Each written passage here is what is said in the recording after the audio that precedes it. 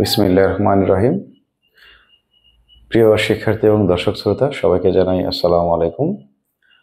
আমি মোহাম্মদ শাকিল মিয়া, শাকতুল উচ্চ বিদ্যালয়, নাঙ্গলকোট, কুমিল্লা। আজকে আমি ষষ্ঠ শ্রেণীর প্রথম অধ্যায় স্বাভাবিক সংখ্যা এবং ভগ্নাংশ এই অধ্যায়টি নিয়ে আলোচনা করব। আমরা যদি এই অধ্যায়টি ভালো না বুঝি বা না পারি, তাহলে গণিতের অনেক বিষয়বস্তু আমাদের কাছে জটিল মনে হবে।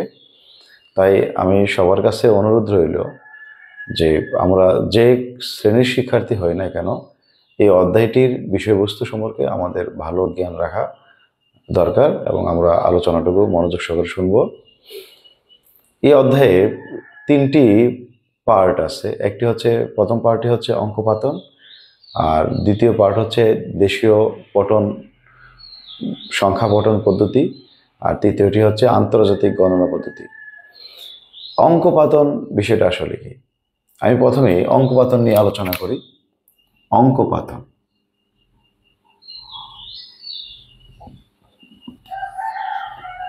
আমরা বাংলা পড়ার জন্য বা বলার জন্য আমরা বর্ণের সাহায্য নিই। আমাদের বাংলা ভাষায় মোট 50টি বর্ণ আছে। এর মধ্যে 11টি হচ্ছে স্বরবর্ণ আর 39টি হচ্ছে ব্যঞ্জন বর্ণ। তো বাংলায় আমরা কি বলি? বর্ণমালা বলি। কয়টি? 50টি বর্ণমালা আছে। ঠিক একই রকম ভাবে ইংরেজিতে আছে কয়টি? 26টি আছে। এই 26টি দ্বারাই কিন্তু আমরা ইংরেজি রিডিং পড়ি অথবা ইংরেজিতে কথা বলি, আর এই 50টি দ্বারা বাংলায় আমরা লিখি অথবা বলি অথবা আমরা আমাদের বইয়ের ভাষাগুলো আমরা পড়তে পারি। ঠিক একই রকম ভাবে গণিতও কিন্তু একটি ভাষা। বাংলা যেমন একটি ভাষা, ইংরেজি যেমন একটি ভাষা, গণিতও কিন্তু একটি ভাষা। এই গণিতের ভাষা গণিতের জন্য আমাদের একই রকমের বর্ণমালা আছে। তো গণিতের ক্ষেত্রে বর্ণমালা বলে না, গণিতের ক্ষেত্রে বলে অঙ্ক। এই হচ্ছে মূল বিষয়টা। বাংলায় যেমন বলে বর্ণমালা, ইংরেজিতে যেমন বলে আলফাবেট, ঠিক একই রকম ভাবে গণিতে বলে অঙ্ক। তো গণিতের অঙ্ক সংখ্যা কয়টি? 10টি। এই 10টি অঙ্ক দ্বারা গণিতকে পড়া হয়, গণিতকে লেখা হয়, গণিতের বিষয়বস্তু বিশ্লেষণ করা হয়। বুঝতে পারছি কিনা? তাহলে গণিতের অঙ্ক হচ্ছে কয়টি? 10টি। 10টি কি কি? 0, 1, 2, 3, 4, 5, 6, 7, 8, 9। এই 10টি হচ্ছে গণিতের ভাষা বা বর্ণমালা, যেটাকে আমরা অঙ্ক বলি। তাহলে এই 10টি অঙ্ক দ্বারা তোমরা পূর্ববর্তী যে তোমাদের শ্রেণীটা ছিল ক্লাস 1 থেকে ক্লাস 5 পর্যন্ত, তোমরা কিন্তু এই 10টি অঙ্ক দ্বারাই কিন্তু বিভিন্ন তোমরা সংখ্যার মাধ্যমে গণিত করে এসেছো। এবং পরবর্তীতে তোমাদের যে ক্লাসগুলো আছে বা শ্রেণীগুলো আছে, ওইখানে কিন্তু তোমরা এই 10টি অঙ্কই ব্যবহার করবা গণিতের ক্ষেত্রে। তাহলে আমরা অঙ্ক সংখ্যা পেলাম কয়টি? 10টি পেলাম। এখন যদি আমি প্রশ্ন করি এই অঙ্কের মধ্যে সবচেয়ে বড় অঙ্ক কোনটা, তাহলে কিন্তু আমরা বুঝতে পারতেছি কত? 9। আর সবচেয়ে ছোট হবে কত? 0। তাহলে সবচেয়ে ছোটকে আমরা বলি কি? ক্ষুদ্রতম। তাহলে আমাদের এখানে ক্ষুদ্রতম অঙ্ক কত? ক্ষুদ্রতম অঙ্ক কত এখানে? 0। আর বৃহত্তম অঙ্ক কত? মানে বড় অঙ্ক হচ্ছে 9। বুঝতে পারছি কিনা? এই হলো মূল বিষয়টা আমাদের। তাহলে ক্ষুদ্রতম অঙ্ক হচ্ছে 0, বৃহত্তম অঙ্ক হচ্ছে কত? 9। আরো একটা বিষয় হচ্ছে, এই যে আমরা যে এখানে 10টি অঙ্ক লিখেছি, 10টি অঙ্কের মধ্যে 0 ব্যতীত বাকি যে অঙ্কগুলো আছে তাদেরকে বলা হয় সার্থক অঙ্ক। কি অঙ্ক বলা হয়? সার্থক। তাদেরকে বলা হয় সার্থক অঙ্ক। সার্থক অঙ্ক মানে হচ্ছে তাদের মান আছে। যেমন আমি যদি বলি একটি কলম, তাহলে কিন্তু আমি অবশ্যই একটি কলম পাবো, ঠিক আছে কিনা? দৃশ্যমান হবে। আমি যদি বলি 6টি কলম, তাহলে কিন্তু 6টি কলম আসবে এখানে। মানে নির্দিষ্ট কতগুলো সংখ্যা আসবে, কলমের সংখ্যা আসবে। কিন্তু আমি যদি বলি 0টি কলম, এর মানে কি বোঝাচ্ছি আমরা? মানে কোন কলম নেই। বুঝতে পেরেছি কিনা? তাহলে তার কোনো সার্থক মান নেই। আমরা কিন্তু তাকে দিয়ে মানে দৃশ্যমান কোনো কিছু পাবো না। হ্যাঁ, নাই মানে আমরা কি বুঝি? শূন্য বুঝি।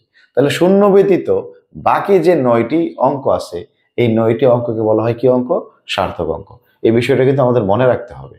তাহলে আমাদের যদি বিভিন্ন পরীক্ষায় বা আমাদের ক্লাসের পরীক্ষায় বা চাকরি পরীক্ষায় বা ভর্তি পরীক্ষায় যদি আমাদের প্রশ্ন আসে যে সার্থক অঙ্ক কয়টি, তো সার্থক অঙ্ক হবে 9টি।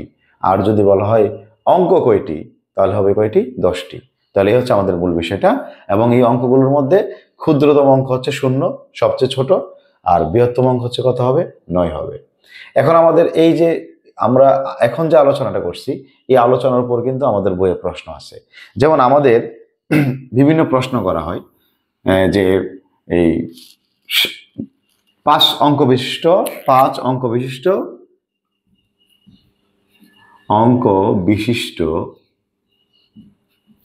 বৃহত্তম সংখ্যা, এই ধরনের প্রশ্ন কিন্তু আমাদের করা হয়। তো 5 অঙ্ক বিশিষ্ট বৃহত্তম সংখ্যা, তাহলে আমাদের এমন একটি সংখ্যা লিখতে হবে, সংখ্যাটি হবে 5 অঙ্কের এবং কি হবে? বৃহত্তম। বুঝতে পারছি কিনা? আমাদের এখানে এখন একটি সংখ্যা লিখতে হবে, যে সংখ্যাটি হবে 5 অঙ্কের এবং বৃহত্তম। তাহলে এই শর্তগুলো মেনে তোমাকে একটি সংখ্যা লিখতে হবে। তাহলে যেহেতু বলছে 5 অঙ্কতে 5টি হবে, বৃহত্তম যেহেতু বলছে, একটু আগে বলছিলাম অঙ্কগুলোর মধ্যে বৃহত্তম কত? 9। তাহলে আমাদের এমন একটি সংখ্যা লিখতে হবে, 1টি, 2টি, 3টি, 4টি, 5টি। এ হচ্ছে আমাদের 5 অঙ্ক বিশিষ্ট বৃহত্তম সংখ্যা। ঠিক একই রকম ভাবে যদি আমাদেরকে বলা হয় 3 অঙ্ক বিশিষ্ট বৃহত্তম সংখ্যা,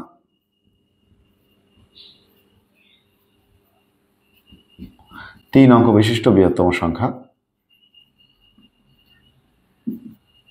তো আশা রাখি আমরা এখন লিখতে পারবো 3 অঙ্ক বিশিষ্ট বৃহত্তম সংখ্যা। এবং আমরা যারা এই ভিডিওটি দেখতেছি, আমরা সবাই দ্রুত একটু বলে ফেলি অথবা একটু লিখে ফেলি খাতায়। এটা আমাদের প্রশ্ন রইল। ঠিক আছে, কত হবে? প্রশ্ন রইল। এখন তো আমরা বৃহত্তম সংখ্যা লিখলাম, আমাদের তো প্রশ্ন হতে পারতো যে 5 অঙ্ক বিশিষ্ট 5 অঙ্ক বিশিষ্ট ক্ষুদ্রতম সংখ্যা।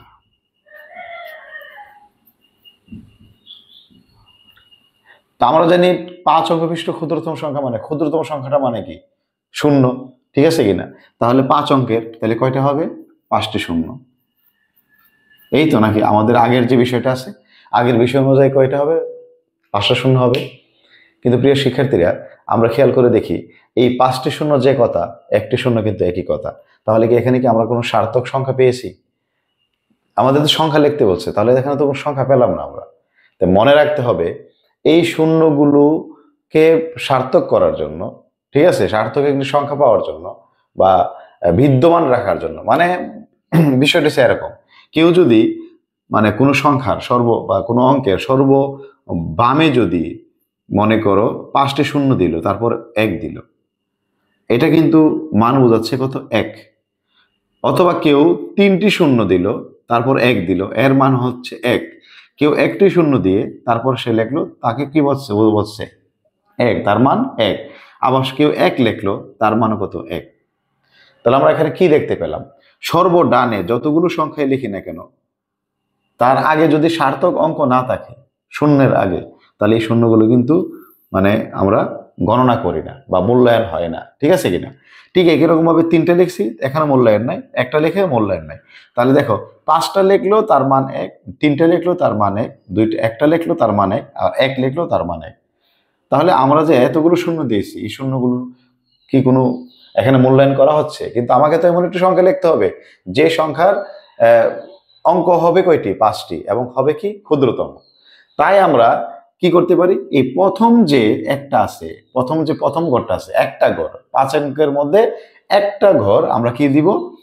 পরবর্তী ক্ষুদ্রতম সংখ্যা দিয়ে দেবো। তো পরবর্তী ক্ষুদ্রতম সংখ্যাটা কত? 1। তাহলে আমরা কি দিতে পারি? এখন 1 দিতে পারি। এই যে এখন যে আমরা 1 দিয়েছি, এখন বলো তো আমরা কি এই শূন্যগুলোকে কি বাতিল করতে পারবো? তাহলে কিন্তু এখন এই শূন্যগুলো কিন্তু এখন একটা হিসাবের মধ্যে চলে আসছে নাকি? তাহলে আমরা কত বলতে পারি এখানে? এখানে বলতে পারি 10,000। তাহলে এখানে কয়টি অঙ্ক হলো? 1টি, 2টি, 3টি, 4টি, 5টি, এবং এটা হবে সবচেয়ে ছোট। আরেকটি এক্সাম্পল দিই। আমি যে তোমাদেরকে বলি তোমরা 2 অঙ্ক বিশিষ্ট একটি সংখ্যা লেখো এবং যেটা হবে সবচেয়ে ছোট, তো তুমি কত লিখতে পারবা? তোমার এই যে 9, এটা হচ্ছে 1 অঙ্ক বিশিষ্ট একটি সংখ্যা, ঠিক আছে না? তারপরে সংখ্যাটি কত? 10। এই যে 10-এর মধ্যে অঙ্ক কয়টা আছে? দুইটি আছে, একটা হচ্ছে 1 আর একটা হচ্ছে কি 0। তাহলে কয় অঙ্ক বিশিষ্ট হলো? 2 অঙ্ক বিশিষ্ট হলো। তো 2 অঙ্ক বিশিষ্ট সবচেয়ে বড় সংখ্যাটি কত? 99, কারণ তারপরে সংখ্যাটি কত হয়ে যায়? 100 হয়ে যায়। দেখো, 10-এর আগের সংখ্যাটি হচ্ছে 9, 1 অঙ্ক বিশিষ্ট।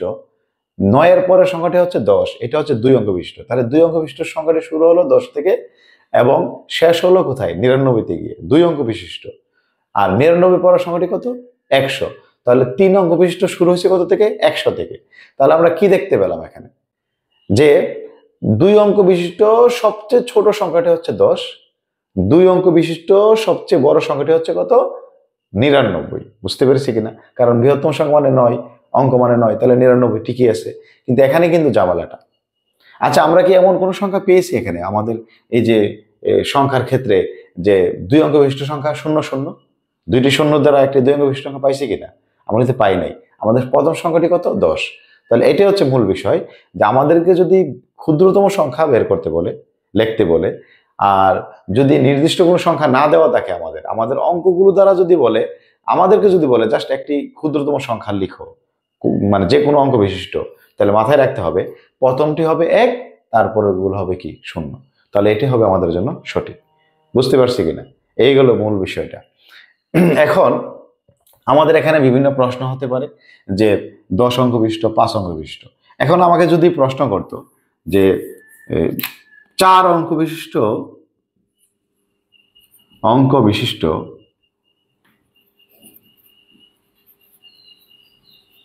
4 অঙ্ক বিশিষ্ট ক্ষুদ্রতম সংখ্যা, এখন কি লিখবো আমরা? যেহেতু 4 বলছে, তাহলে প্রথমটি তো অবশ্যই 1 হবে, ক্ষুদ্রতম সংখ্যা বলার কারণে। তাহলে একটা লিখে ফেললাম, আর কয়টা আছে? 3টি আছে। আমরা কি করব? এই 3টি শূন্য দিয়ে দিব। বুঝতে পারছি কিনা? এই হচ্ছে আমাদের ক্ষুদ্রতম সংখ্যা লেখার নিয়ম। আর বৃহত্তম সংখ্যাটা কিন্তু খুবই সহজ বিষয়। এই যে আমি প্রশ্ন করছিলাম 3 অঙ্ক বিশিষ্ট বৃহত্তম সংখ্যা কত, তাহলে যেহেতু বলছে 3টি, তাহলে বৃহত্তম সংখ্যা বলার কারণে কয়টি লিখবো আমরা? 9 কয়টি লিখবো? 3টি লিখবো। এই দেখো, এই তো হয়ে গেল। তাহলে প্রিয় শিক্ষার্থীরা, যারা আমরা এই অঙ্কপাতন বিষয়টা আমরা জানতাম না, আশা করি আজকের ভিডিও দেখার পরে আমাদের অঙ্কপাতন বিষয়টি খুবই ক্লিয়ার হয়ে গেল।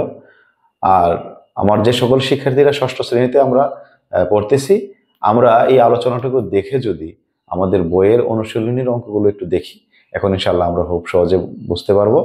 আর এই আলোচ্য বিষয়টা কিন্তু সবার জন্য, আমরা যারা পড়াশোনা করতেছি তাদের জন্য, যারা চাকরির প্রস্তুতি নিতেছি তাদের জন্য, সবার জন্য এই আমাদের আজকের আলোচ্যটুকু বিষয়টুকু।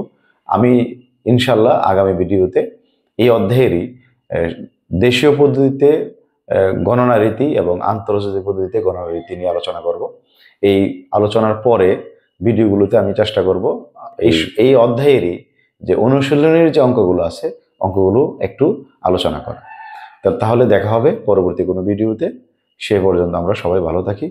আল্লাহ হাফিজ।